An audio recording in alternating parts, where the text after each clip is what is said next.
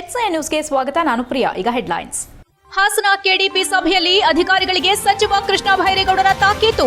ತಮ್ಮ ಸೇವಾ ಗುಣಮಟ್ಟ ಸುಧಾರಣೆಗೆ ಕಟ್ಟುನಿಟ್ಟಿನ ಸೂಚನೆ. ಕೆಡಿಪಿಯಲ್ಲಿ ಸದ್ದು ಮಾಡಿದ ಬಾಣಂತಿ ಸಾವು ಪ್ರಕರಣ. ಸಭೆಯಲ್ಲಿ ಮೊಬೈಲ್ ಬಳಕೆ ವಿವಾದ. ಕಾಂಗ್ರೆಸ್ ಸರ್ಕಾರದ 5 ಗ್ಯಾರಂಟಿಗಳು 98% ಜನರಿಗೆ ತಲುಪಿದೆ. ಸಾಮಾಜಿಕ ಭದ್ರತೆ ಮತ್ತು ಆರ್ಥಿಕ ಸ್ಥಿರತೆಗೆ ಇದು ನೆರವಾಗಿದೆ. ಸಂತೋಷ ವ್ಯಕ್ತಪಡಿಸಿದ ಗ್ಯಾರಂಟಿ ಸಮಿತಿ ರಾಜ್ಯಾಧ್ಯಕ್ಷ HM ರೇವಣ್ಣ. ಹಿಮ್ಸ್ ವೈದ್ಯರ ನಿರ್ಲಕ್ಷ್ಯಕ್ಕೆ ಗರ್ಭಿಣಿ ಸಾವು. ತಪ್ಪಿತಸ್ಥರ ವಿರುದ್ಧ ಕಠಿಣ ಕ್ರಮಕ್ಕೆ ಸಂಸದರ ಆಗ್ರಹ. ನನ್ನ ಮಗುವನ್ನ ವೈದ್ಯರೇ 6 ತಿಂಗಳು ಆರೈಕೆ ಮಾಡಲಿ. ಮೃತೆ ಶ್ರುತಿ ಪತಿ ಪುನೀತ್ ಕಣ್ಣೀರಿನ ಕೋರಿಕೆ.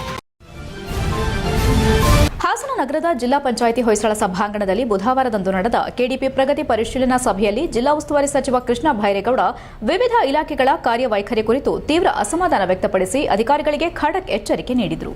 ಹೊಳೆನರಸೀಪುರ ತಾಲೂಕಿನ ಮೂಡಲಹಿಪ್ಪೆ ಗ್ರಾಮ ಪಂಚಾಯಿತಿ ವ್ಯಾಪ್ತಿಯಲ್ಲಿ ನಿರ್ಮಾಣಗೊಂಡ ಪಶು ಆಸ್ಪತ್ರೆಯ ಹೊಸ ಕಟ್ಟಡದಲ್ಲಿ ಕಾಂಪೌಂಡ್ ಗೇಟ್ ಇಲ್ಲದಿರುವ ವಿಚಾರ ಸಚಿವರ ಆಕ್ರೋಶಕ್ಕೆ ಕಾರಣವಾಯಿತು. ಹೊಸ ಬಿಲ್ಡಿಂಗ್ ಕಟ್ಟಿದ್ದೀರಿ, ಒಂದು ಗೇಟ್ ನಿರ್ಮಿಸೋ ಯೋಗ್ಯತೆ ಕೂಡ ಇಲ್ಲವೇ? ದನಗಳ ಆಸ್ಪತ್ರೆ ಎಂದರೆ ದನದ ದೊಡ್ಡಿಯಲ್ಲ, ಸ್ವಚ್ಛತೆ ಸುರಕ್ಷತೆ ಮುಖ್ಯ ಎಂದು ಪ್ರಶ್ನಿಸಿದರು. ಕಟ್ಟಡವನ್ನು ಯಾರು ನಿರ್ಮಿಸಿದ್ದಾರೆ ಎಂಬ ವಿಚಾರದಲ್ಲೂ ಗೊಂದಲ ಉಂಟಾಯಿತು. Karnataka rural infrastructure development limited ಹಾಗೂ ಪಬ್ಲಿಕ್ ವರ್ಕರ್ಸ್ ಡೆವಲಪ್ಮೆಂಟ್ ಪರಸ್ಪರ ಹೊಣೆ ತಪ್ಪಿಸಿಕೊಂಡ ಹಿನ್ನೆಲೆ ಹಾಗಾದರೆ ಕಟ್ಟಿದವರು ಯಾರು ಎಂದು ಸಚಿವರು ಕಿಡಿಕಾರಿದರು. ಈ ವೇಳೆ ಶಾಸಕ ಕೆಎಂ ಶಿವಲಿಂಗೇಗೌಡ ಸಂಬಂಧಿತ ಅಧಿಕಾರಿಗಳನ್ನು ಅಮಾನತು ಮಾಡುವಂತೆ ಸಲಹೆ ನೀಡಿದರು. ಕ್ಲಿನಿಕ್ಗೆ ಸಚಿವರು ಭೇಟಿ ನೀಡಿದಾಗ ಸಿಬ್ಬಂದಿ ಗೈರು ಹಾಜರಾತಿ ಕಂಡುಬಂದ ಹಿನ್ನೆಲೆ ಜನರಿಗೆ ಕೆಲಸ ಆಗುತ್ತಾ ಆಗಲ್ವಾ ಅಂತ ಸ್ಪಷ್ಟವಾಗಿ ಹೇಳಬೇಕು, ಕಚೇರಿಯಲ್ಲಿ ಲಭ್ಯವಿರಬೇಕು ಎಂದು ಅಧಿಕಾರಿಗಳಿಗೆ ತಾಕೀತು ಮಾಡಿದರು. ಜಿಲ್ಲೆಯ ಕೆಪಿಎಸ್ ಶಾಲೆಗಳನ್ನು ಮ್ಯಾಗ್ನೆಟ್ ಶಾಲೆಗಳಾಗಿ ಪರಿವರ್ತಿಸಿ ಗುಣಮಟ್ಟದ ಶಿಕ್ಷಣ ನೀಡುವ ಯೋಜನೆ ಕುರಿತು ಸಚಿವರು ಮಾಹಿತಿ ನೀಡಿದರು. ಪ್ರಸ್ತುತ 15 ಕೆಪಿಎಸ್ ಶಾಲೆಗಳು ಕಾರ್ಯನಿರ್ವಹಿಸುತ್ತಿದ್ದು ಅವುಗಳಿಗೆ ಮೂಲ ಸೌಕರ್ಯ ಒದಗಿಸಲಾಗಿದೆ ಎಂದು ಡಿಡಿಪಿಐ ರಂಗನಾಥ್ ವಿವರಿಸಿದರು. ಬಿಪಿಎಲ್ ಕಾರ್ಡ್ ಆದಾಯ ಮಿತಿಯ ಕುರಿತು ಉದ್ಭವಿಸಿದ ಆತಂಕವನ್ನು ಪರಿಶೀಲಿಸಿ ಕ್ರಮ ಕೈಗೊಳ್ಳುವಂತೆ ಸಚಿವರು ತಿಳಿಸಿದರು. ಹಾಸನ ಜಿಲ್ಲೆಯ ಜನಸಂಖ್ಯೆ 17 ಲಕ್ಷ ಇದ್ದು ಜಿಲ್ಲೆಯಲ್ಲಿ 77% ಸಾಕ್ಷರತೆ ಇರುವ ಸಂದರ್ಭದಲ್ಲೂ ಆದರೆ ವಯಸ್ಕರ ಶಿಕ್ಷಣ ಇಲಾಖೆ ಮಾತ್ರ ಕಳೆದ 33 ವರ್ಷಗಳಿಂದ ಪ್ರತಿ ವರ್ಷ 92,000 ಜನರಿಗೆ ಶಿಕ್ಷಣ ನೀಡುತ್ತಿದೆ. ಇದು ಹೇಗೆ ಸಾಧ್ಯ? ಹಾಸನ ಜಿಲ್ಲೆಯಲ್ಲಿ ಪ್ರತಿ ವರ್ಷ 92,000 ಅನಕ್ಷರಸ್ಥರನ್ನ ಎಲ್ಲಿಂದ ಸೃಷ್ಟಿ ಮಾಡ್ತಾ ಇದ್ದೀರಾ? ಸಚಿವರ ಪ್ರಶ್ನೆಗೆ ವಯಸ್ಕರ ಶಿಕ್ಷಣ ಇಲಾಖೆ ಅಧಿಕಾರಿಗಳು ತಬ್ಬಿಬ್ಬಾದರು. ಮುಂದಿನ ಸಭೆಗೆ ನಿಖರ ಮಾಹಿತಿ ತರಲು ಸೂಚನೆ ನೀಡಿದರು. ಬಿಪಿಎಲ್ ಕಾರ್ಡ್ ಆದಾಯ ಮಿತಿ ಕೇವಲ 1,20,000 ರೂಪಾಯಿಗಳಿಗೆ ಮಿತಿ ಬಗ್ಗೆ ಅರಸೀಕೆರೆ ಶಾಸಕ ಕೆಎಂ ಶಿವಲಿಂಗೇಗೌಡ ಅವರು ಜಿಲ್ಲಾ ಉಸ್ತುವಾರಿ ಸಚಿವರು ಗಮನ ಸೆಳೆದರು. ಈ ಬಗ್ಗೆ ಪರಿಶೀಲಿಸಿ ಗ್ರಾಮೀಣ ಜನರ ಉಳಿಸಬೇಕು ಎಂದರು. ನೀವು ಜಿಲ್ಲಾ ತೋಟಗಾರಿಕಾ ಇಲಾಖೆ ಅಧಿಕಾರಿ ಇದ್ದೀರಿ, ಸರಿಯಾಗಿ ಉತ್ತರ ನೀಡಿ. ಬರೀ ಅನುದಾನ ಉನ್ನತೀಕರಣ ಬಿಟ್ಟರೆ ನಿಮಗೆ ಇನ್ನೇನೂ ಇಲ್ಲ ಎಂದು ತೋಟಗಾರಿಕಾ ಇಲಾಖೆ ಅಧಿಕಾರಿ ಯೋಗೇಶ್ ರವರಿಗೆ ತಾಕೀತು ಮಾಡಿದರು. ಎರೆಹುಳು ಉತ್ಪಾದನೆ ಮಾಡೋದ್ರ ಬಗ್ಗೆ ಯೋಚಿಸಿ, ಏನು ಹೇಳುತ್ತಿದ್ದೀರಾ ನೋಡಿಕೊಂಡು ಮಾತನಾಡಿ ಎಂದರು. ಹಾಸನ ಮಹಿಳಾ ಮತ್ತು ಮಕ್ಕಳ ಸರ್ಕಾರಿ ಆಸ್ಪತ್ರೆಯಲ್ಲಿ ಶ್ರುತಿ ಎನ್ನುವವರು ಹೆರಿಗೆ ಬಳಿಕ ಬಾಣಂತಿ ಮಹಿಳೆ ಸಾವನ್ನಪ್ಪಿದ ಪ್ರಕರಣವು ಸಭೆಯಲ್ಲಿ ಪ್ರಸ್ತಾಪವಾಯಿತು. ಜಿಲ್ಲಾ ಶಸ್ತ್ರಚಿಕಿತ್ಸಕ ಡಾ ರಾಘವೇಂದ್ರ ಪ್ರಸಾದ್ ಮಾಹಿತಿ ನೀಡಿದರು. ಹೆರಿಗೆ ನಾರ್ಮಲ್ ಆಗಿದ್ರು, ಬಳಿಕ ಅಚಾನಕ್ ಆರೋಗ್ಯ ಹದಗೆಟ್ಟಿದ್ದು ಮಹಿಳೆ ಬೇರೆ ಆಸ್ಪತ್ರೆಗೆ ಕರೆದೊಯ್ಯುವ ಮಾರ್ಗ ಮಧ್ಯೆ ಸಾವನ್ನಪ್ಪಿದ್ದಾರೆ ಎಂದು ತಿಳಿಸಲಾಯಿತು. ಪ್ರಸೂತಿ ತಜ್ಞೆ ಡಾ ಗಿರಿಜಾ ಚಿಕಿತ್ಸೆಯನ್ನು ವಿವರಿಸಿದರು. ಘಟನೆ ಕುರಿತು ಸಚಿವರು ಸಮಗ್ರ ಮಾಹಿತಿ ಪಡೆದು ಸೂಕ್ತ ಪರಿಶೀಲನೆಗೆ ಸೂಚಿಸಿದರು. ಇದೀಗ ನಡೆಯುತ್ತಿದ್ದ ಸಭೆಯಲ್ಲಿ ಅರ್ಕಲ್ಗೂಡು ತಹಸೀಲ್ದಾರ್ ಸೌಮ್ಯ ಮೊಬೈಲ್ನಲ್ಲಿ ತೊಡಗಿಸಿಕೊಂಡಿರುವ ದೃಶ್ಯವು ಚರ್ಚೆಗೆ ಕಾರಣವಾಯಿತು. ಒಟ್ಟಾರೆ ಕೆಡಿಪಿ ಸಭೆಯಲ್ಲಿ ಸಚಿವ ಕೃಷ್ಣ ಭೈರೇಗೌಡ ವಿವಿಧ ಇಲಾಖೆಗಳ ಕಾರ್ಯಕ್ಷಮತೆ, ಪಾರದರ್ಶಕತೆ ಮತ್ತು ಜವಾಬ್ದಾರಿತನದ ಬಗ್ಗೆ ಕಠಿಣ ಸಂದೇಶ ನೀಡಿದರು. ಸಾರ್ವಜನಿಕ ಸೇವೆಯಲ್ಲಿ ನಿರ್ಲಕ್ಷ್ಯ ಸಹಿಸಲಾಗುವುದಿಲ್ಲ ಎಂದು ಸ್ಪಷ್ಟಪಡಿಸಿದರು. ಸಭೆಯಲ್ಲಿ ಗ್ಯಾರಂಟಿ ಅನುಷ್ಠಾನ ಸಮಿತಿ ರಾಜ್ಯಾಧ್ಯಕ್ಷ HM ಶಿವಣ್ಣ, ಹಾಸನ ಜಿಲ್ಲಾ ಉಸ್ತುವಾರಿ ಕಾರ್ಯದರ್ಶಿ ನವೀನ್ ರಾಜ್ ಸಿಂಗ್, ಜಿಲ್ಲಾಧಿಕಾರಿ ಕೆಎಸ್ ಲತಾಕುಮಾರಿ, ಎಸ್ಪಿ ಶುಭಾನ್ವಿತಾ, ಜಿಲ್ಲಾ ಪಂಚಾಯಿತಿ ಮುಖ್ಯ ಕಾರ್ಯನಿರ್ವಹಣಾಧಿಕಾರಿ ಬಿಆರ್ ಪೂರ್ಣಿಮಾ ಹಾಗೂ ಇತರರು ಉಪಸ್ಥಿತರಿದ್ದರು. HCI news Hassan. ಅದನ್ನ ಮಾಡದೇ ಇರೋದ್ರಿಂದ ಎಷ್ಟು ಜನ ತೊಂದರೆಗೆ ಸಿಕ್ಕಾಕೊಳ್ತಾ ಇದ್ದಾರೆ. ಬಹುಶಃ ನೀವು ಆ ಸೈಡ್ ಕೂತಿರ್ತೀರ, ನಿಮ್ಗೆ ಗೊತ್ತಿಲ್ಲ.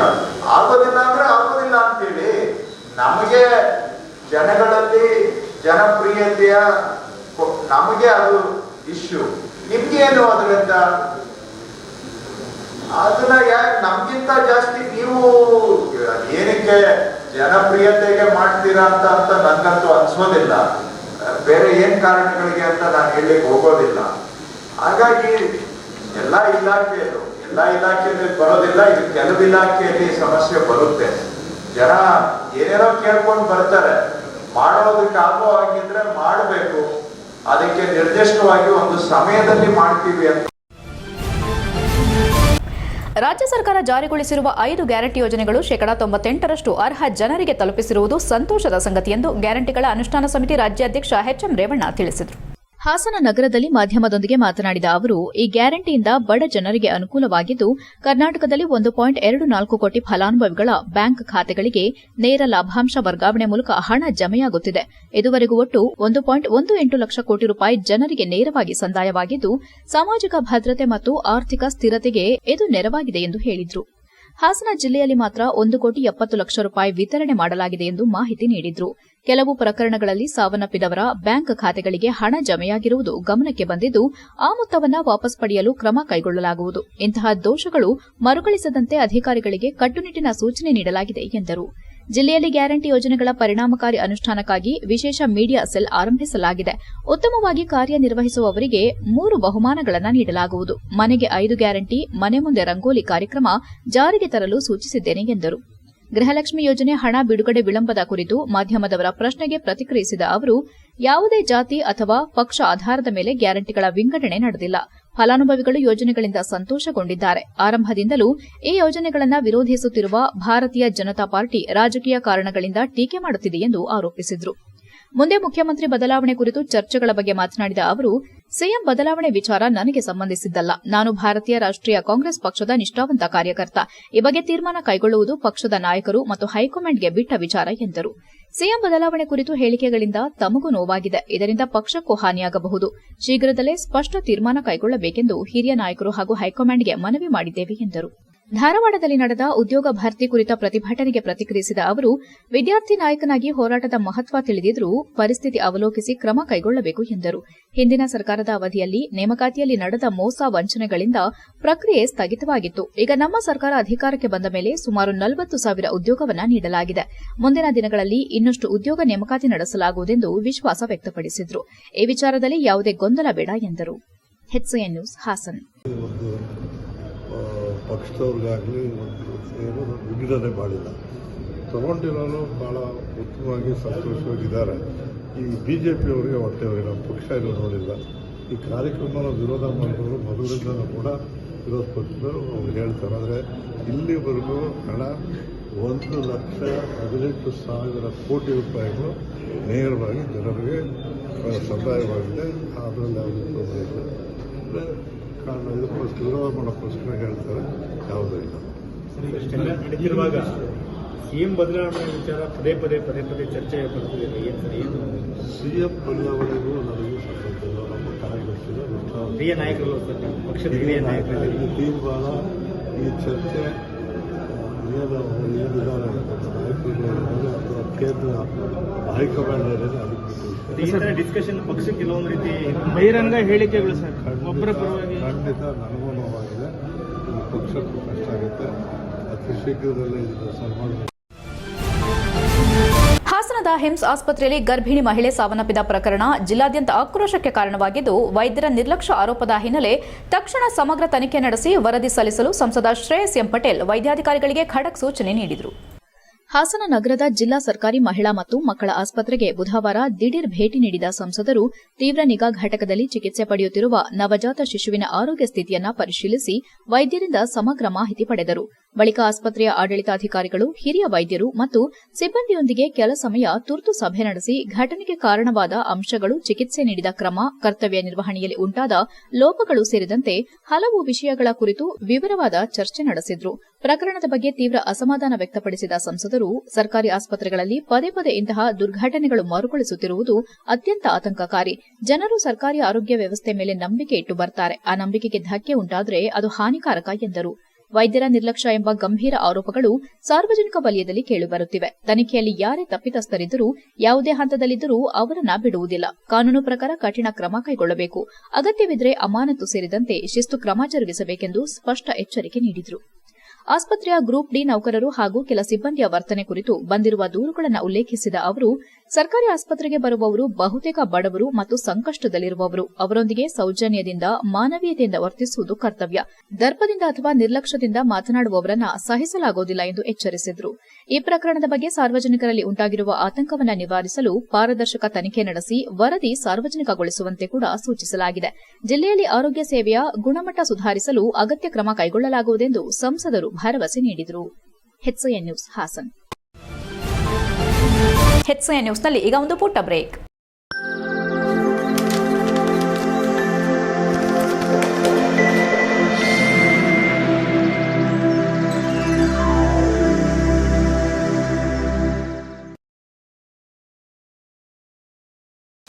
Raj diamonds and antique jewellery exhibition and sale. Raj diamond ಸಾಂಪ್ರದಾಯಿಕ ಮತ್ತು ಆಧುನಿಕ ವಜ್ರಾಭರಣಗಳ ಪ್ರದರ್ಶನ ಮತ್ತು ಮಾರಾಟ. ಫೆಬ್ರವರಿ 20, 21, 22, 2026 ಬೆಳಗ್ಗೆ 10:30ರಿಂದ ರಾತ್ರಿ 8ರವರೆಗೆ. ಸ್ಥಳ ಅಶೋಕ್ ಹೋಟೆಲ್, ಬಿಎಂ ರಸ್ತೆ, ಹಾಸನ. ವಿಶೇಷ ಆಕರ್ಷಣೆಗಳು: open setting collection, southern splendour, ruby splendour, ancient splendour ಹಾಗೆ Maharani splendour, Victorian splendour, solitaire splendour, white box collection, canary splendour, exclusive gem stones, exclusive fancy cuts. ನಿಮ್ಮ ವೈಭವಕ್ಕೆ ಹೊಳಪು ನೀಡುವ ಅಪರೂಪದ ವಜ್ರಾಭರಣಗಳ ಪ್ರದರ್ಶನ. ಸಾಂಪ್ರದಾಯಿಕ ಮತ್ತು ಆಧುನಿಕ ವಿನ್ಯಾಸಗಳ ಅಪೂರ್ವ ಸಂಯೋಜನೆ. ಇಂದೇ ಭೇಟಿ ನೀಡಿ ನಿಮ್ಮ ಕನಸಿನ ಆಭರಣವನ್ನ ಆಯ್ಕೆ ಮಾಡಿ. ಒಮ್ಮೆ ಭೇಟಿ ಕೊಡಿ. Hotel Hassan, Ashoka, BM road, Hassan. ಸಂಪರ್ಕ ಸಂಖ್ಯೆ 9035506363. ಬ್ರೇಕ್ನ ನಂತರ HCI ನ್ಯೂಸ್ಗೆ ಸ್ವಾಗತ. ಹಾಸನ ನಗರದ ಜಿಲ್ಲಾ ಸರ್ಕಾರಿ ಆಸ್ಪತ್ರೆಯಲ್ಲಿ ಹೆರಿಗೆ ಬಳಿಕ ಸಾವನ್ನಪ್ಪಿದ ಶ್ರುತಿ ಪ್ರಕರಣಕ್ಕೆ ಸಂಬಂಧಿಸಿದಂತೆ ಮೃತರ ಪತಿ ಪುನೀತ್ ವೈದ್ಯರ ನಿರ್ಲಕ್ಷ್ಯವೇ ಸಾವಿಗೆ ಕಾರಣವಾಗಿರುವುದರಿಂದ ನನ್ನ ಮಗುವನ್ನ ಕನಿಷ್ಠ 6 ತಿಂಗಳಾದರೂ ವೈದ್ಯರೇ ಪೋಷಣೆ ಮಾಡಲಿ ಎಂದು ಮೃತರಾದ ಶ್ರುತಿ ಪತಿ ಪುನೀತ್ ಆರೋಪಿಸಿ ಕಣ್ಣೀರಿನ ಕೋರಿಕೆ ಮುಂದಿಟ್ಟರು. ಪತ್ರಿಕಾಗೋಷ್ಠಿಯಲ್ಲಿ ಬುಧವಾರ ಮಾತನಾಡಿದ ಅವರು, ಹೆರಿಗೆ ಯಾವ ದಿನವಾಗುತ್ತದೆ ಎಂದು ನಮಗೆ ಸ್ಪಷ್ಟವಾಗಿ ತಿಳಿಸಲಿಲ್ಲ. ಭಾನುವಾರ ರಜಾ ದಿನವಾದ್ದರಿಂದ ಹಿರಿಯ ವೈದ್ಯರು ಕರ್ತವ್ಯದಲ್ಲಿರದೆ ಯುವ ವೈದ್ಯರಿಂದ ಚಿಕಿತ್ಸೆ ಮಾಡಿಸಲಾಗಿದೆ ಎಂದು ಆರೋಪಿಸಿದರು. ನನ್ನ ಹೆಂಡತಿಯು ಆಸ್ಪತ್ರೆ ಒಳಗೆ ಹೋಗುವಾಗ ಚೆನ್ನಾಗಿಯೇ ಇದ್ದಳು. ಆಕೆಗೆ ಯಾರು ಚಿಕಿತ್ಸೆ ನೀಡಿದ್ರು ಎಂಬುದು ನನಗೆ ಗೊತ್ತಿಲ್ಲ. ಹೊಟ್ಟೆ ನೋವೆಂದು ಹೇಳಿದಾಗ ವೈದ್ಯರು ಲಘುವಾಗಿ ಮಾತನಾಡಿದ್ದಾರೆ. ಸರಿಯಾದ ಗಮನ ಕೊಡಲಿಲ್ಲ ಎಂದರು. ಆಸ್ಪತ್ರೆ ಹೊರಗೆ ಚೆನ್ನಾಗಿದ್ರೂ ಒಳಗೆ ಮೂಲ ಸೌಲಭ್ಯಗಳ ಕೊರತೆ ಇದೆ. ಯಾವುದೇ ಹಿರಿಯ ವೈದ್ಯರು ನನ್ನ ಪತ್ನಿಯನ್ನ ಸರಿಯಾಗಿ ನೋಡುತ್ತಿಲ್ಲ ಎಂದು ಆಕೆ ನನಗೆ ಫೋನ್ ಮಾಡಿ ಹೇಳಿದ್ಲು. ಡೆಲಿವರಿ ನಂತರ ಚೆನ್ನಾಗಿದ್ದರೆಂದು ಹೇಳುತ್ತಾರೆ, ಆದರೆ ಮಧ್ಯೆ ಏನಾಯಿತು ಎಂದು ಪ್ರಶ್ನಿಸಿದ್ರು. ಮಗುವನ್ನ ನೋಡಲು ಐಸಿಯುವಿಗೆ ಬಿಡಲಿಲ್ಲ ಎಂದು ಆಕ್ರೋಶ ವ್ಯಕ್ತಪಡಿಸಿದ ಪುನೀತ್, ನಾನು ಯಾವುದೇ ಪರಿಹಾರಕ್ಕಾಗಿ ಇಲ್ಲಿ ಬಂದಿಲ್ಲ. ನನಗೆ ನ್ಯಾಯ ಬೇಕು. ನನ್ನ ಪತ್ನಿ ಸಾವಿಗೆ ಕಾರಣರಾದವರಿಗೆ ಶಿಕ್ಷೆಯಾಗಬೇಕು. ಮುಂದೆ ಯಾರಿಗೂ ಹೀಗಾಗಬಾರದು ಎಂದರು. ಹಾಲುಗಲ್ಲದ ಮಗುವಿನ ಆರೈಕೆ ಮಾಡೋದು ಕಷ್ಟವಾಗಿದೆ ಎಂದು ಹೇಳಿದ ಅವರು, ಮುಂದಿನ 6 ತಿಂಗಳ ಕಾಲ ನನ್ನ ಮಗುವನ್ನ ವೈದ್ಯರೇ ಸಾಕಿ ನಂತರ ನನಗೆ ಹಸ್ತಾಂತರಿಸಲಿ. ಅವರು ಮಾಡಿದ ತಪ್ಪಿಗೆ ಈ ಜವಾಬ್ದಾರಿ ಹೊತ್ತುಕೊಳ್ಳಲಿ ಎಂದು ಭಾವುಕರಾಗಿ ಮನವಿ ಮಾಡಿದರು. ಗರ್ಭಿಣಿಯಾಗಿದ್ದರೂ ಶ್ರುತಿ ಸಂಪೂರ್ಣ ಆರೋಗ್ಯವಾಗಿದ್ದರು. ರಕ್ತ ಹಾಯಿಸಿದ ಬಳಿಕ ಸ್ಥಿತಿ ಹದಗೆಟ್ಟಿದೆ ಎಂದು ಆರೋಪಿಸಿದ್ರು. ಸರ್ಕಾರಿ ವೈದ್ಯರು ಖಾಸಗಿಯಲ್ಲಿ ಉತ್ತಮ ಸೇವೆ ನೀಡುತ್ತಾರೆ, ಇಲ್ಲೇಕೆ ನಿರ್ಲಕ್ಷ್ಯ ಎಂದು ಪ್ರಶ್ನಿಸಿದರು. ಪತ್ರಿಕಾಗೋಷ್ಠಿಯಲ್ಲಿ ಮೃತ ಶ್ರುತಿ ಸಂಬಂಧಿಕರಾದ ಲಾವಣ್ಯ, ಜ್ಯೋತಿ, ಯಶು, ಯತೀಶ್, ಶಿವಣ್ಣ, ತೀರ್ಥಪ್ರಸಾದ್ ಸೇರಿದಂತೆ ಇನ್ನಿತರರು ಉಪಸ್ಥಿತರಿದ್ದು ಪ್ರಕರಣದ ಸಮಗ್ರ ತನಿಖೆ ನಡೆಸಿ ತಪ್ಪಿತಸ್ಥರ ವಿರುದ್ಧ ಕಠಿಣ ಕ್ರಮ ಕೈಗೊಳ್ಳುವಂತೆ ಆಗ್ರಹಿಸಿದರು. HCI news, Hassan. ದಯಮಾಡಿ ದೊಡ್ಡ ತನಿಖೆ ಮಾಡಿ ಸರ್. ಇದು ಆ ಡ್ಯೂಟಿನಲ್ಲಿ ಯಾರಿದ್ರು, ಯಾವ ನರ್ಸ್ಗಳಿದ್ರು, ಅವರೆಲ್ಲರನ್ನ ಸಸ್ಪೆಂಡ್ ಮಾಡಿ ಮನೆಗೆ ಕಳಿಸಿ ಸರ್. ಭಾನುವಾರ ಅನ್ಕೊಂಡು ಮನೇಲಿ ಕೂತ್ಕೊಂಡು ಮಾಡೋ ಟೆಕ್ನಿಷಿಯನ್ಗೆ ಫೋನಲ್ಲಿ ಕಾಂಟ್ಯಾಕ್ಟ್ ಮಾಡ್ಕೊಂಡು ನನ್ನ ಹೆಂಡತಿಗೆ ಪೇನ್ ಬರೋದು ನಾ ಹೇಳ್ಕೊಂಡು ಇಂಜೆಕ್ಷನ್ ಕರೆಕ್ಟ್ ಟ್ರೀಟ್ಮೆಂಟ್ ಕೊಡೋದಲ್ಲ ಇವರು ಸಾಯಿಸ್ಬಿಟ್ಟಿದ್ದಾರೆ ಸರ್. 2:30 ಡೆಲಿವರಿ ಮಾಡಿಸಿ ರಾತ್ರಿ 8 ಗಂಟೆಗೆ ನಮ್ಮ ಮನೆಗೆ ಕರ್ಕೊಂಡೋಗಿ ನಿಮ್ಮ ಮನೆಯವ್ರನ್ನ ಉಳಿಸ್ಕೊಳಕ್ಕಾಗಿಲ್ಲ ಅಂತ ಹೇಳ್ತಾರೆ ಸರ್. ಯಾವ ಡಾಕ್ಟ್ರು ಆ ಥರ ಫೆಸಿಲಿಟಿ ಇಲ್ವಾ ಈ ಬಸ್ ಗೌರ್ಮೆಂಟ್ ಹಾಸ್ಪಿಟ್ಲಲ್ಲಿ? ಏನು ಸರ್ ಇದು? ಯಾವ ಅಧಿಕಾರಿಗಳು ಕೈವಾಡ ಎಲ್ಲ ಇದೆ ಸರ್. ಇದು ದಯಮಾಡಿ ತನಿಖೆ ಮಾಡಿ ಅವ್ರನ್ನ ಸಸ್ಪೆಂಡ್ ಮಾಡಿಸಿ ಸರ್. ಸಸ್ಪೆಂಡ್ ಮಾಡಿಸಿ. ಯಾರು ಒಬ್ರು ಡಾಕ್ಟ್ರು ನಾನು ಮಾಡಿದೆ ಪ್ರಯತ್ನ ಮಾಡಿದೆ ಅಂತಾರೆ. ಇವಾಗ ಲೇಟಾಗಿ ಕರ್ಕೊಬಂದ್ರು ಅಂತ ಆಯ್ತು. ನೈಟ್ 1:30 ಕರ್ಕೊಬಂದ್ರು ಅಲ್ವಾ ಸರ್? ಎಷ್ಟೊತ್ತಿಗೆ ಡೆಲಿವರಿ ಮಾಡಿದ್ರು? ಶನಿವಾರ ನೈಟ್ 1:30 ಕರ್ಕೊಬಂದ್ರೆ ಭಾನುವಾರ ಮಧ್ಯಾಹ್ನ ಮಾಡಿದ್ರು. ಅದು ಲೇಟ್ ಸರ್. ಹಂಗಾರೆ ಆಗ್ಲೇ ಆಗ್ಬೇಕಿತ್ತಲ್ಲ, ಲೇಟ್ ಆಗೋದಾಗಿದ್ರೆ ಅದು ಒಂದು ಪಾಯಿಂಟು. ಮತ್ತೆ ಏನಂದ್ರು ಆಮ್ನೆಟಿಕ್ ಫ್ಲೂಯಿಡ್ ಏನೋ ಅದು ಪ್ರಾಬ್ಲಮ್ ಹಂಗಿದ್ದಿದ್ರೆ, ಆ ಥರ ಪ್ರಾಬ್ಲಮ್ಸ್ ಇದ್ದಿದ್ರೆ 3 ತಿಂಗಳು ಸ್ಕ್ಯಾನ್ ಮೂರು ಸ್ಕ್ಯಾನ್ ಮಾಡಿಸ್ತಾರಲ್ಲ sir. NT scan, growth scan, ಆ ಸ್ಕ್ಯಾನು, ಈ ಸ್ಕ್ಯಾನ್ ಅಂತ ಅದ್ರಲ್ಲಿ ಗೊತ್ತಾಗಬೇಕಿತ್ತಲ್ಲ ಸರ್. ಈ ಥರ ಪ್ರಾಬ್ಲಮ್ ಇದೆ ಅಂತ ಡಾಕ್ಟರ್ ಹೇಳ್ತಿದ್ರಲ್ಲ. ಈ ಥರ ಪ್ರಾಬ್ಲಮ್ ಇದೆ, ಆ ಸ್ಕ್ಯಾನ್ ನೋಡ್ದಲ್ಲಿ ಡೆಲಿವರಿ ಮಾಡ್ತಾರೆ ಹಂಗಾದ್ರೆ ಇವರು. ಇದು ಹಂಗಾದ್ಮೇಲೆ ಈ ಥರ ಇದೆ, ಆಮ್ನೆಟಿಕ್ ಫ್ಲೂಯಿಡ್ದು ಪ್ರಾಬ್ಲಮ್ ಇದೆ ಅಂದಮೇಲೆ ಸಿಸೇರಿಯನ್ ಮಾಡಬೇಕಿತ್ತು. ಯಾಕೆ ನಾರ್ಮಲ್ ಮಾಡಿದ್ರು? ಯಾಕೆ ಜೆಲ್ ಹಾಕಿದ್ರು? ಯಾಕೆ ಟ್ಯಾಬ್ಲೆಟ್ ಇಟ್ಟರು? ಅರ್ಕಲಗೂಡು ತಾಲೂಕು ರಾಮನಾಥಪುರ ರಾಗಿ ಕೇಂದ್ರದಲ್ಲಿ ರೈತರಿಗೆ ಮೋಸ ಮಾಡ್ತಿದ್ದಾರೆ ಎಂದು ರೈತ ಸಂಘದ ಅಧ್ಯಕ್ಷರಾದ ಭುವನೇಶ್ ಅವರು ಸಂಬಂಧಪಟ್ಟವರ ಮೇಲೆ ಕಠಿಣ ಕಾನೂನು ಕ್ರಮ ಜರುಗಿಸಬೇಕೆಂದು ಆಗ್ರಹಿಸಿದ್ದಾರೆ. ಇತ್ತೀಚೆಗೆ ಸರ್ಕಾರದ ವತಿಯಿಂದ ರೈತರಿಗೆ ಅನುಕೂಲವಾಗಲೆಂದು ಬೆಂಬಲ ಬೆಲೆ ಯೋಜನೆಯಡಿಯಲ್ಲಿ ನೇರವಾಗಿ ರೈತರಿಂದ ಸರ್ಕಾರದ ಬೆಲೆಯಲ್ಲಿ ರಾಗಿ ಖರೀದಿಯನ್ನ ಮಾಡಲು ಕೇಂದ್ರವನ್ನು ತೆರೆಯಲಾಯಿತು. ಈ ಕೇಂದ್ರದಲ್ಲಿ ರೈತರ ರಾಗಿಗೆ 50 ಕೆಜಿಯ ಒಂದು ಮೂಟೆಗೆ 4,800ರಂತೆ ಖರೀದಿ ಮಾಡಲೆಂದು ನಿರ್ಧರಿಸಲಾಯಿತು. ಖರೀದಿ ಆರಂಭವಾದಾಗಿನಿಂದ ಅಲ್ಲಿ ನಿರ್ವಹಿಸುತ್ತಿರುವ ಕೆಲಸಗಾರರು ರೈತರಿಂದ 50 ಕೆಜಿ ಚೀಲ ರಾಗಿಯನ್ನ ಖರೀದಿ ಮಾಡೋ ಬದಲು 51.8 ರಾಗಿ ಖರೀದಿ ಮಾಡುತ್ತಿದೆ. ಒಂದು ಚೀಲಕ್ಕೆ ಎಲ್ಲರಿಗೂ ಕಾಣುವ ಹಾಗೆ 1-2 ಕೆಜಿ ರಾಗಿಯನ್ನ ಹೆಚ್ಚುವರಿಯಾಗಿ ಪಡೆಯಲಾಗುತ್ತಿರುತ್ತದೆ. ಇದು ರೈತರ ಆಕ್ರೋಶಕ್ಕೆ ಕಾರಣವಾಗಿದೆ. ಏಕೆಂದರೆ ಸರ್ಕಾರ ಖರೀದಿ ಮಾಡುತ್ತಿರುವುದು 50 ಕೆಜಿಗೆ ಮಾತ್ರ, ಇವರು ಖರೀದಿ ಮಾಡುತ್ತಿರುವುದು 51 ಕೆಜಿ. ಆದ್ದರಿಂದ ಸುಮಾರು ಒಂದು ದಿನಕ್ಕೆ 400 ಚೀಲ ಖರೀದಿ ಮಾಡುತ್ತಿದ್ದಾರೆ. ಅಲ್ಲಿಗೆ ಒಂದು ಚೀಲಕ್ಕೆ ಸುಮಾರು 1 ಕೆಜಿಯಂತೆ ತೆಗೆದುಕೊಂಡ್ರು 400 ಚೀಲಕ್ಕೆ 400 ಕೆಜಿ ಆಗುತ್ತದೆ. ಅಲ್ಲಿಗೆ 4 ಕ್ವಿಂಟಾಲ್ ಹೆಚ್ಚುವರಿಯಾಗಿ ಪಡೆಯಲಾಗುತ್ತಿದೆ. ಇದರಿಂದಾಗಿ ರೈತರಿಗೆ ಮೋಸವಾಗುತ್ತಿದೆ. ಈ 4 ಕ್ವಿಂಟಾಲ್ ರಾಗಿ ಯಾರಿಗೆ ಹೋಗುತ್ತಿದೆ, ಯಾರು ಇದರ ಹಿಂದಿದ್ದಾರೆ, ಅದು ನಮಗೆ ತಿಳಿಸಬೇಕು. ತಾಲೂಕು ದಂಡಾಧಿಕಾರಿಗಳು ಮಧ್ಯಪ್ರವೇಶಿಸಿ ರೈತರಿಗೆ ನ್ಯಾಯ ಕೊಡಿಸಬೇಕೆಂದು ತಮ್ಮಲ್ಲಿ ಮನವಿ ಮಾಡುತ್ತಿದ್ದು, ಇಲ್ಲವಾದರೆ ನಾವು ರಾತ್ರಿ ಉಗ್ರ ಪ್ರತಿಭಟನೆ ಮಾಡಬೇಕಾಗುತ್ತದೆ. ಮತ್ತು ಇದೊಂದು ದೊಡ್ಡ ಭ್ರಷ್ಟಾಚಾರದ ಕೂಟವಾಗಿದೆ. ಸರ್ಕಾರ ರೈತರಿಗೆ ಸಹಾಯ ಮಾಡಬೇಕೆಂಬ ನಿಟ್ಟಿನಲ್ಲಿ ರಾಗಿ ಕೇಂದ್ರ ತೆರೆದರೆ ಇಲ್ಲಿ ಬೇಲಿಯ ಎದು ಹೊಲ ಮೇಯ್ದಂತಾಗುತ್ತಿದೆ. ತಕ್ಷಣ ಜಿಲ್ಲಾಧಿಕಾರಿಗಳು ಮಧ್ಯಪ್ರವೇಶ ಮಾಡಿ ಈ ಭ್ರಷ್ಟಾಚಾರವನ್ನು ಸರಿಪಡಿಸಬೇಕು. ಸಂಬಂಧಪಟ್ಟ ಅಧಿಕಾರಿಗಳನ್ನು ಅಮಾನತು ಮಾಡಬೇಕು. ಇಲ್ಲವಾದರೆ ಜಿಲ್ಲಾಧಿಕಾರಿಗಳ ಕಚೇರಿ ಮುಂದೆ ಉಗ್ರ ಪ್ರತಿಭಟನೆ ಮಾಡಲಾಗುವುದೆಂದು ಎಚ್ಚರಿಸಿದ್ದಾರೆ. HCN news, Arkalgud. Highest video ನೋಡಿದ್ರು 54 ಕೆಜಿ ವರೆಗಿತ್ತು. 4 ಕೆಜಿಗೆ ಹೋಯ್ತು. ಒಂದು ಚೀಲಕ್ಕೆ ಎಷ್ಟು ಆಯ್ತದೆ? 1 ಕ್ವಿಂಟಲ್ 8 ಕೆಜಿ ಹೋಯ್ತು. ಇವತ್ತು ಮೊನ್ನೆಲ್ಲೂ ನಾನು ವಿಡಿಯೋ ಮಾಡಿ ಹಾಕಿದ್ದೀನಿ, ತಹಸೀಲ್ದಾರ್ ಹತ್ರ ಮಾತಾಡಿದ್ದೀನಿ, ಮಂಜಣ್ಣು ಅದೇ ಹೇಳಿ ನಾನು 50 ಕೆಜಿ 300 ಗ್ರಾಮ್ ಅಂತ ಹೇಳಿ 5700 ಹೇಳಿ 5700 ಇರ್ಲಿಕ್ಕೆ ಇದು ಎಷ್ಟಾಯ್ತು ರೀ? 1 ಕೆಜಿ 100 ಗ್ರಾಮ್ ಜಾಸ್ತಿ ಆಯ್ತಲ್ಲ, ಯಾಕೆ ಕೊಡ್ಬೇಕಿತ್ತು ನಾವು? ಇಲ್ಲ ಇದನ್ನ ನೋಡಿ, ಯಾರು ರಾಗಿ ಖರೀದಿ ಶಿವಕುಮಾರ್ ಫೋನ್ ಮಾಡ್ತಾರೆ ನನಗೆ. ಯಾಕೆ ಕೇಳ್ತಾ ಇದ್ದೀನಿ ನಾನು? ಇದು ಅವರಿಗೆ ಮನವರಿಕೆ ಆಗಿದೆ. ಇವರಿಗೆ ಇನ್ನೂ ಏನಿಲ್ಲ, ಮಂಜಣ್ಣ ಜಾಸ್ತಿ ಹೇಳಿರ್ಬೋದು, ನಾನು ಅದಕ್ಕೇನಿಲ್ಲ. ಇವ್ರದ್ದು ತಗೊಳ್ಳಿ, ಎಷ್ಟು ಕೊಡ್ಬೇಕು ಅಂತ ಕೇಳ್ರಿ. ಇದು ತಗೊಂಡು ಹೋಲಿಗೆ ತಂದಿದ್ರಲ್ವಾ, 100 ಚೀಲ ತಂದ್ರೆ 1 ಕೆಜಿ ಅಂದ್ರೆ ಎಷ್ಟಾಯ್ತು ನಿಮಗೆ? 1 ಕ್ವಿಂಟಲ್ ಜಾಸ್ತಿ ಆಗ್ತದೆ ನಿಮಗೆ. ನೀವೇ ತಗೋಬೋದಲ್ವಾ? ಮನೆ ನಾನು 2 ಸತಿ ಬಂದಾಗ ಯಾರ ಚೀಲ. HCN ನ್ಯೂಸ್ನಲ್ಲಿ ಈಗ ಒಂದು ಪುಟ್ಟ ಬ್ರೇಕ್.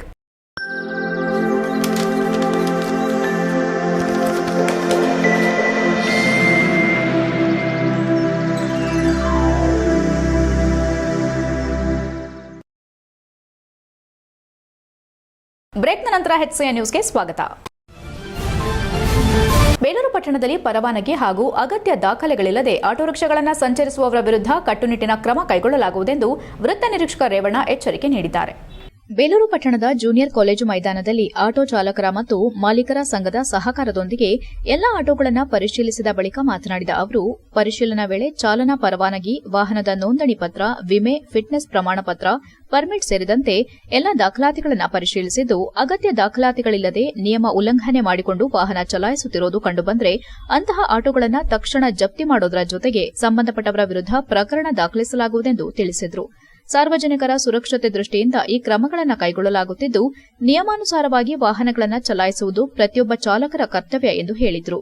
ಕೆಲವು ಆಟೋಗಳಲ್ಲಿ ಮೀಟರ್ ಬಳಕೆ ಮಾಡದಿರುವುದು, ಹೆಚ್ಚು ಪ್ರಯಾಣಿಕರನ್ನು ಕೂರಿಸುವುದು ಮತ್ತು ನಿಗದಿತ ಮಾರ್ಗದ ಹೊರತಾಗಿ ಸಂಚರಿಸುವುದು ಕಂಡುಬಂದ ಹಿನ್ನೆಲೆ ಕಾನೂನು ಕ್ರಮ ಕೈಗೊಳ್ಳಲಾಗುತ್ತದೆ ಎಂದು ಸ್ಪಷ್ಟಪಡಿಸಿದರು.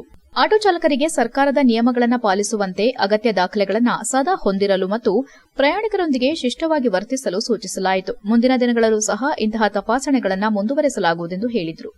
ಪಿಎಸ್ಐ ಎಸ್ಜೆ ಪಾಟೀಲ್ ಮಾತನಾಡಿ, ಶ್ರೀ ಚನ್ನಕೇಶವ ಸ್ವಾಮಿ ಜಾತ್ರಾ ಮಹೋತ್ಸವ ಹತ್ತಿರ ಬರುತ್ತಿದ್ದು, ಆಟೋ ಚಾಲಕರ ಸಹಕಾರ ಅತಿ ಮುಖ್ಯವಾಗಿದ್ದು, ಪ್ರತಿಯೊಬ್ಬರೂ ಸಹ ದಾಖಲಾತಿ ಹೊಂದಿರಬೇಕು ಹಾಗೂ ಸುಮಾರು ಎಲ್ಲಾ ಆಟೋಗಳಿಗೂ ದಾಖಲಾತಿ ಪರಿಶೀಲಿಸಿ ನಂಬರ್ ವಿತರಿಸಲಾಗಿತ್ತು. ಆದರೆ ಕೆಲವು ಆಟೋಗಳು ಮಾರಾಟವಾಗಿರುವುದರಿಂದ ಮತ್ತೆ ನಂಬರ್ ಚಾಲಕರ ಸಂಘದ ಅಧ್ಯಕ್ಷರು ಮನವಿ ಮಾಡಿದ ಹಿನ್ನೆಲೆ ಮತ್ತೆ ಅವರಿಗೆ ಕಡ್ಡಾಯವಾಗಿ ನಂಬರ್ಗಳನ್ನು ನೀಡಲಾಗುವುದು. ಮಾರ್ಚ್ ಅಂತ್ಯದ ಒಳಗೆ ಪ್ರತಿಯೊಬ್ಬರೂ ಎಲ್ಲಾ ದಾಖಲೆ ಇಟ್ಟುಕೊಂಡಿರಬೇಕು, ಇಲ್ಲವಾದರೆ ಅಂತಹ ಆಟೋಗಳನ್ನು ಜಪ್ತಿ ಮಾಡಲಾಗುವುದೆಂದು ಎಚ್ಚರಿಸಿದರು. ಆಟೋ ಚಾಲಕರ ಸಂಘದ ಅಧ್ಯಕ್ಷ ದೀಪು ಮಾತನಾಡಿ, ಬೇಲೂರು ತಾಲೂಕಿನಲ್ಲಿ ಸುಮಾರು 500 ಆಟೋಗಳು, 500 ಸಣ್ಣ ಗಾಡಿಗಳು ಮತ್ತು 300ರಿಂದ 400 ಆಪ್ಯ ಆಟೋಗಳು ಸಂಚರಿಸುತ್ತಿವೆ ಎಂದರು. ಹಿಂದಿನ ಶಿಕ್ಷಣ ನಿಯಮದ ಕಾರಣ ಅವರಿಗೆ ಡಿಎಲ್ ಮಾಡಿಸಿರಲಿಲ್ಲ. ಆದರೆ ಈಗ 7ರಿಂದ 9ನೇ ತರಗತಿ ಓದಿದವರಿಗೂ ಡಿಎಲ್ ನೀಡಲಾಗುತ್ತಿದ್ದು, ಎಲ್ಲರೂ ಅರ್ಜಿ ಹಾಕಿದ್ದಾರೆ ಎಂದರು. ಎಫ್ಸಿ ಮತ್ತು ಇನ್ಶೂರೆನ್ಸ್ ಮಾಡಿಸಿಕೊಳ್ಳಲು ಮಾರ್ಚ್ 1ರಿಂದ ಏಪ್ರಿಲ್ 1ರವರೆಗೂ 1 ತಿಂಗಳ ಗಡುವು ಕೇಳಲಾಗಿದೆ. ಮಾರ್ಚ್ 8 ಮತ್ತು 28ರಂದು ವಿಶೇಷ ಕ್ಯಾಂಪ್ ನಡೆಯಲಿದೆ ಎಂದರು. ಹೊರ ಜಿಲ್ಲೆಗಳಿಂದ ಬಂದ ಕೆಲವು ವಾಹನಗಳಿಗೆ ಪರ್ಮಿಟ್ ಮತ್ತು ಸಿಸಿ ಸಂಬಂಧಿತ ಪ್ರಕ್ರಿಯೆ ವಿಳಂಬವಾಗುತ್ತಿದ್ದು, 1.5ರಿಂದ 2 ತಿಂಗಳ ಸಮಯ ಹಿಡಿಯುತ್ತಿದೆ ಎಂದು ಹೇಳಿದರು. ಎಲ್ಲರೂ ನಿಯಮಾನುಸಾರ ದಾಖಲೆಗಳನ್ನು ಪೂರ್ಣಗೊಳಿಸುತ್ತಿದ್ದಾರೆ ಎಂದು ತಿಳಿಸಿದರು. ಈ ವೇಳೆ ಪೊಲೀಸ್ ಸಿಬ್ಬಂದಿ ಹಾಜರಿದ್ದರು. HCN news, Belur. ನಗರದಲ್ಲಿರುವಂತಹ ಆಟೋ ಚಾಲಕರು ಮತ್ತು ಅವರ ಮಾಲೀಕರನ್ನ ಕರೆದು ಅವರಿಗೆ ಯಾರ ಹತ್ರ ಇನ್ಶೂರೆನ್ಸ್ ಇಲ್ಲ, BL ಇಲ್ಲ, ಮತ್ತು FC ಆಗಿಲ್ಲ, ಮತ್ತು ಚಾಲಕರು ಯಾರು ಮತ್ತು ಅದರದ ಮಾಲೀಕರು ಯಾರು ಅನ್ನೋದ್ರ ಬಗ್ಗೆ ಪರಿಶೀಲನೆ ಮಾಡ್ತಾ ಇದ್ದೀವಿ. ಈ ಸಮಯದಲ್ಲಿ ಭಾಳಷ್ಟು ಜನ ಹತ್ರ ಇನ್ಶೂರೆನ್ಸ್ ಇಲ್ಲ ಅದ್ರ ಬಗ್ಗೆ ತಿಳಿಸಿರ್ತಾರೆ. ಇದಕ್ಕೆ ಸಂಬಂಧಪಟ್ಟಂತೆ ಯಾವುದಾದ್ರೂ NGO ಇರ್ಬೋದು ಅಥವಾ ಸಂಬಂಧಪಟ್ಟ ಜನಪ್ರತಿನಿಧಿಗಳ ಮುಖಾಂತರ ನಾವು ಅವ್ರನ್ನ ರಿಕ್ವೆಸ್ಟ್ ಮಾಡಿ ಇನ್ಶೂರೆನ್ಸನ್ನು ಮಾಡಿಸ್ಕೊಡ್ಲಿಕ್ಕೆ ನಾನು ಇವತ್ತು ಪ್ರಯತ್ನವನ್ನು ಮಾಡ್ತೀನಿ ಅಂತ ಹೇಳಿದ್ದೀನಿ. ಅದೇ ರೀತಿ ಯಾರಿಗೆ ಚೆನ್ನಾಗಿದ್ರೋ ಅವರು ಇನ್ಶೂರೆನ್ಸನ್ನು ಕಟ್ಕೋಬೇಕು ಅಂತ ಕೂಡ ಅವರಿಗೆ ತಿಳಿಸಿದ್ದೀವಿ. ನಾವು ಇನ್ನು ಮುಂದೆ ಆಟೋ ಚಾಲಕರೆಲ್ಲ ನಾವು ಇನ್ನು ಮುಂದೆ ಯೂನಿಫಾರ್ಮ್ಗಳನ್ನು ಧರಿಸ್ತೀವಿ ಮತ್ತು ಸರಿಯಾದ ಕ್ರಮದಲ್ಲಿ ಇರ್ತೀವಿ ಅಂತ ಹೇಳಿದ್ದಾರೆ. ಅದೇ ಪ್ರಕಾರವಾಗಿ ಈಗಾಗಲೇ ಚೆನ್ನಕೇಶವ ಜಾತ್ರೆ ಬರ್ತಿರೋದ್ರಿಂದ ಅತಿ ಹೆಚ್ಚಿನ ಆಟೋಗಳು ಎಲ್ಲಂದ್ರೆ ನಿಲ್ಲಿಸುವಂಥ ಪ್ರಕ್ರಿಯೆ ಇದೆ. ಅದನ್ನು ಮಾಡಬಾರ್ದು. ಸಚಿವ ಸಂತೋಷ್ ಲಾಡ್ ಅವರ 52ನೇ ಜನ್ಮದಿನದ ಪ್ರಯುಕ್ತ 2026 ಫೆಬ್ರವರಿ 27ರ ಗುರುವಾರ ನಗರದಲ್ಲಿ ವಿಶೇಷ ಕಾರ್ಯಕ್ರಮ ಆಯೋಜಿಸಲಾಗಿದೆ ಎಂದು ಹಾಸನ ಜಿಲ್ಲಾ ವಿದ್ಯುತ್ ಕಾರ್ಮಿಕರ ಸಂಘದ ಪ್ರಧಾನ ಕಾರ್ಯದರ್ಶಿ ಬಾಲಸುಬ್ರಹ್ಮಣ್ಯ ತಿಳಿಸಿದರು. ಪತ್ರಿಕಾಗೋಷ್ಠಿಯಲ್ಲಿ ಬುಧವಾರ ಮಾತನಾಡಿ, ಜಿಲ್ಲಾ ವಿದ್ಯುತ್ ಕಾರ್ಮಿಕರ ಸಂಘ ಮತ್ತು ಸಂಜೀವಿನಿ ಜೀವರಕ್ಷಕ ಟ್ರಸ್ಟ್ ಇವರ ಸಂಯುಕ್ತ ಆಶ್ರಯದಲ್ಲಿ ಈ ಕಾರ್ಯಕ್ರಮ ನಡೆಯಲಿದ್ದು, ಸಮಾಜದ ವಿವಿಧ ಕ್ಷೇತ್ರಗಳಲ್ಲಿ ಸಾಧನೆಗೈದ ಗಣ್ಯರನ್ನ ಗೌರವಿಸುವ ಉದ್ದೇಶ ಹೊಂದಿದೆ. ಸಂಘದ ಜಿಲ್ಲಾಧ್ಯಕ್ಷರಾದ ಬಾಬು ಅವರ ಅಧ್ಯಕ್ಷತೆಯಲ್ಲಿ ನಡೆಯುವ ಸಮಾರಂಭದಲ್ಲಿ ಪ್ರಧಾನ ಕಾರ್ಯದರ್ಶಿ ಬಾಲಸುಬ್ರಹ್ಮಣ್ಯ SL, ಉಪಾಧ್ಯಕ್ಷರಾದ ವರಪ್ರಸಾದ್ ಹಾಗೂ ಸಂಜಯ್ TG ಸೇರಿದಂತೆ ಸಂಘದ ಇತರೆ ಪದಾಧಿಕಾರಿಗಳು ಮತ್ತು ಸದಸ್ಯರು ಸಕ್ರಿಯವಾಗಿ ಭಾಗವಹಿಸಲಿದ್ದಾರೆ ಎಂದರು. ಜಿಲ್ಲೆಯ ಶಿಕ್ಷಣ, ಆರೋಗ್ಯ, ಸಮಾಜ ಸೇವೆ, ಕಾರ್ಮಿಕ ಹಿತಾಸಕ್ತಿ, ಕ್ರೀಡೆ ಮತ್ತು ಸಾಂಸ್ಕೃತಿಕ ಕ್ಷೇತ್ರಗಳಲ್ಲಿ ಸಾಧನೆ ಮಾಡಿದ ವ್ಯಕ್ತಿಗಳಿಗೆ ಪ್ರಶಸ್ತಿ ನೀಡಿ ಸನ್ಮಾನಿಸಲಾಗುವುದು. ಕಾರ್ಮಿಕರ ಹಕ್ಕುಗಳ ಪರ ಹೋರಾಟ ಮತ್ತು ಸಮಾಜಮುಖಿ ಚಟುವಟಿಕೆಗಳಲ್ಲಿ ತೊಡಗಿಸಿಕೊಂಡಿರುವ ಸಂಘವು ಸಚಿವರ ಜನ್ಮದಿನವನ್ನ ಸೇವಾ ಚಟುವಟಿಕೆಗಳ ಮೂಲಕ ಆಚರಿಸುವ ನಿರ್ಧಾರ ಕೈಗೊಂಡಿದೆ. ಈ ಕಾರ್ಯಕ್ರಮವು ಹಾಸನ ಜಿಲ್ಲಾ ವಿದ್ಯುತ್ ಕಾರ್ಮಿಕರ ಸಂಘದ ಕಚೇರಿಯಲ್ಲಿ, ಹೊಸಲೈನ್ main road, DRA police quarters cross ರಸ್ತೆ, ಶಾಂತಣ್ಣನ ಸೊಸೈಟಿ ಬಿಲ್ಡಿಂಗ್ನಲ್ಲಿ ನಡೆಯಲಿದೆ ಎಂದರು. ಕಾರ್ಯಕ್ರಮವನ್ನು ಯಶಸ್ವಿಗೊಳಿಸಲು ಎಲ್ಲಾ ಪತ್ರಿಕಾ ಮಾಧ್ಯಮ ಪ್ರತಿನಿಧಿಗಳು, ಗಣ್ಯರು ಮತ್ತು ಸಾರ್ವಜನಿಕರು ಭಾಗವಹಿಸಬೇಕೆಂದು ಮನವಿ ಮಾಡಿದರು. ಪತ್ರಿಕಾಗೋಷ್ಠಿಯಲ್ಲಿ ಸಂಘದ ಅಧ್ಯಕ್ಷ ಬಾಬು, ಉಪಾಧ್ಯಕ್ಷ ವರಪ್ರಸಾದ್, ಸಂದೀಪ್ ಇತರರು ಭಾಗವಹಿಸಿದರು. HCN news Haasan. ಧಾರವಾಡ ಜಿಲ್ಲಾ ಉಸ್ತುವಾರಿ ಸಚಿವರಾದ ಸಂತೋಷ್ ಲಾಡ್ ಸರ್ ಅವರ ಹುಟ್ಟುಹಬ್ಬದ ಪ್ರಯುಕ್ತ ವಿದ್ಯುತ್ ಕಾರ್ಮಿಕರ ಸಂಘ ಮತ್ತು ಜೀವ ಸಂಜೀವಿನಿ ರಕ್ಷಕ ಟ್ರಸ್ಟ್ ಇವರ ಸಹಯೋಗದಲ್ಲಿ ಹಾಸನ ಜಿಲ್ಲಾ ವಿದ್ಯುತ್ ಕಾರ್ಮಿಕರ ಸಂಘದ ಜಿಲ್ಲಾಧ್ಯಕ್ಷರಾದ ಬಾಬು ಹಾಗೂ ಪ್ರಧಾನ ಕಾರ್ಯದರ್ಶಿಗಳಾದ ಬಾಲಸುಬ್ರಹ್ಮಣ್ಯ SL, ಉಪಾಧ್ಯಕ್ಷರಾದ ವರಪ್ರಸಾದ್, ಸಂಜಯ್ TG ಹಾಗೂ ಪದಾಧಿಕಾರಿಗಳು ಇವರ ಸಂಘದ ಸದಸ್ಯರುಗಳ ಅಧ್ಯಕ್ಷತೆಯಲ್ಲಿ ಶ್ರೀಯುತ ಸಂತೋಷ್ ಲಾಡ್ ಸರ್ ಅವರ 52ನೇ ಹುಟ್ಟುಹಬ್ಬದ ಪ್ರಯುಕ್ತ ದಿನಾಂಕ 27/7/2026ರಂದು ಹಾಸನ ಜಿಲ್ಲೆಯ ವಿವಿಧ ಕ್ಷೇತ್ರದ ಸಾಧಕರಿಗೆ ಪ್ರಶಸ್ತಿ ವಿತರಣೆ ಸಮಾರಂಭವನ್ನು ಹಾಸನ ಜಿಲ್ಲಾ ವಿದ್ಯುತ್ ಕಾರ್ಮಿಕರ ಸಂಘದ ಕಚೇರಿಯಲ್ಲಿ ಹಮ್ಮಿಕೊಳ್ಳಲಾಗಿದೆ. ಸ್ಥಳ ಹೊಸಲೈನ್ main road, DRA quarters police quarter. HCN ನ್ಯೂಸ್ನಲ್ಲಿ ಈಗ ಒಂದು ಪುಟ್ಟ ಬ್ರೇಕ್. ಹಾಸನದಲ್ಲಿ 28 ವರ್ಷಗಳಿಂದ ಜನತೆಗೆ ಅತ್ಯುತ್ತಮವಾದ ವೈದ್ಯಕೀಯ ಸೇವೆಯನ್ನು ನೀಡುತ್ತಿರುವ Hemavathi multi speciality hospital Hassan. ನಮ್ಮಲ್ಲಿ ದಿನದ 24 ಗಂಟೆಯೂ ಆಕ್ಸಿಡೆಂಟಲ್ ಇಂಜುರೀಸ್ ಮತ್ತು ಎಮರ್ಜೆನ್ಸಿ ಸರ್ವಿಸ್ಗಳನ್ನು ಹೊಂದಿದೆ. ಹೇಮಾವತಿ ಆಸ್ಪತ್ರೆಯ ಡಾಕ್ಟರ್ ನಿಖಿಲ್ ಆರ್ಭಟ್ ರವರು MS ಆರ್ಥೋಪೆಡಿಕ್ನಲ್ಲಿ ಚಿನ್ನದ ಪದಕ ಪಡೆದು ಸಿಂಗಾಪುರ್ ಜನರಲ್ ಹಾಸ್ಪಿಟಲ್ನಲ್ಲಿ ಫೆಲೋಶಿಪ್ ಇನ್ ಜಾಯಿಂಟ್ ರಿಪ್ಲೇಸ್ಮೆಂಟ್ ಸರ್ಜರಿಯ ಪದವಿ ಪಡೆದು ಸೇವೆಯನ್ನ ಸಲ್ಲಿಸಿರುತ್ತಾರೆ.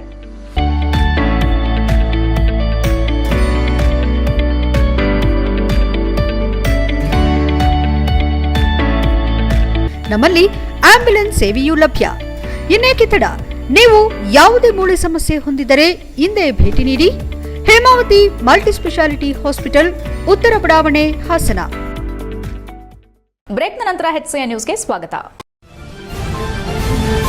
ಬೇಲೂರು ಶೃಂಗೇರಿ ಶಾರದಾ ಪೀಠ ಶಂಕರ ಮಠದಲ್ಲಿ ಶ್ರೀದೇವಿಯ ಅಡ್ಡಪಲ್ಲಕ್ಕಿ ಉತ್ಸವವನ್ನು ಏರ್ಪಡಿಸಲಾಗಿತ್ತು.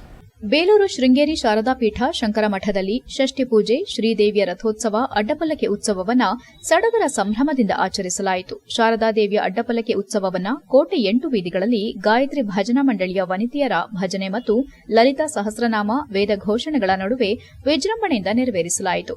ನಂತರ ದೇಗುಲದ ಪ್ರಾಂಗಣದಲ್ಲಿ ರಥೋತ್ಸವವನ್ನು ನಡೆಸಲಾಯಿತು. ಹೆಚ್ಚಿನ ಸಂಖ್ಯೆಯಲ್ಲಿ ಭಕ್ತರು ಪಾಲ್ಗೊಂಡು ದೇವರ ದರ್ಶನ ಪಡೆದು ಪ್ರಸಾದ ಸ್ವೀಕರಿಸಿದರು.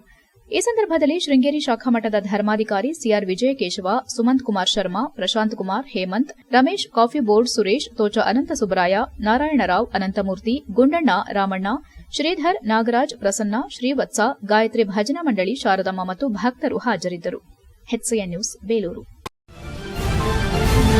ಸಾರ್ವಜನಿಕರಿಗೆ ಅನುಕೂಲ ಕಲ್ಪಿಸುವ ನಿಟ್ಟಿನಲ್ಲಿ ತಾಲೂಕಿನ ನೆಟ್ಟೆಕೆರೆ ಗ್ರಾಮದ ಒಳಭಾಗದಲ್ಲಿರುವ ರಸ್ತೆ ಅಭಿವೃದ್ಧಿಗೊಳಿಸಲು ಕಾವೇರಿ ನೀರಾವರಿ ಅಚ್ಚುಕಟ್ಟು ಅಭಿವೃದ್ಧಿ ಪ್ರಾಧಿಕಾರ ನಿಗಮದ ಅನುದಾನದಲ್ಲಿ ಕಾಮಗಾರಿಗೆ ಚಾಲನೆ ನೀಡುತ್ತಿದ್ದು, ಇನ್ನುಳಿದ ಕಾಮಗಾರಿಗೂ ಹೆಚ್ಚಿನ ಅನುದಾನ ತಂದು ಕೆಲಸ ಮಾಡಲಾಗುವುದೆಂದು ಶಾಸಕ HK ಸುರೇಶ್ ಹೇಳಿದರು.